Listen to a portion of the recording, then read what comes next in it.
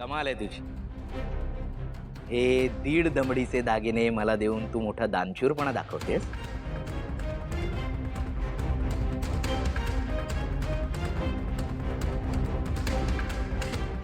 तुमची नियत किती खोटी आहे ना हे तू आज दाखवून दिलंस आई. बघितलंस वीणा, आपल्या घरातले अव्वल स्वार्थी लोक कोण आहेत? हे दोघं. वीणा, तू मला मदत करशील? मी काय? आईशी माझ्याविषयी बोल ना. अगं, आईने कित्येक वर्षात मुलगा म्हणून मला जवळच घेतलं नाही. अगं, मला तिच्या कुशीत शिरून तिची माफी मागायची आहे. प्लीज बोल ना माझ्यासाठी, प्लीज. जे काल तुम्ही माझ्याशी खोटं बोलला होता. हो, बोललो खोटं. काय चुकलं माझं त्यात? अगं, मी तर बघतो खोटं बोललो. यांनी तर सगळ्या घराला चुना लावलाय, चुना सगळ्यांना.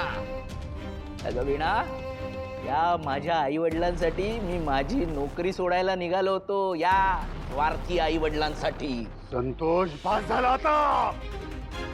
अति होतंय तुझं. अहो, मी फक्त बोलतोय, तुम्ही अति केलेलं आहे, वागलाय तसं. लायकी नसतानाही श्रीमंतीचे सोंग घेऊन घरात वावरत होता आपल्या. दादा, हे असे लायकी वगैरे शब्द वापरून बाबांशी बोलायचं नाही. हा, ए, तू तर बोलू नकोस भावना गाडे पाटील. हा दळवींच्या घरातला प्रश्न आहे. तू त्या श्रीमंत घरात गेलीस ना लग्न होऊन, तू तिकडचे प्रॉब्लेम सॉल्व्ह कर. आमच्यासारख्या मिडल क्लास लोकांच्या घरातले प्रॉब्लेम्स तुला कळणार नाही. हा, ही आमची मुलगी आहे संतोष. होती. आता ती गाडे पाटलांची सून आहे. तिने तिच्या घरातले घोळ निस्तरावेत, इकडे लक्ष घालू नये. हे बघा संतोष, आता तुम्ही खरंच खूप अति बोलताय. आता ए, तुझ्याशी तर मी बोलतच नाही. चल, मला यांच्याशी बोलायचं, आणि मुख्यत्वे या दोघांशी. काय श्रीनिवास दळवी, लक्ष्मी दळवी, कुठून आले तुमच्याकडे हे पैसे? तुमच्या या दांभिक श्रीमंतीचं उत्तर हवंय मला. कुठून आले तुमच्याकडे पैसे? कोणी दिले तुम्हाला हे पैसे? कसा काय खर्च केलात तुम्ही हा? सांगा मला आत्ताच्या आत्ता.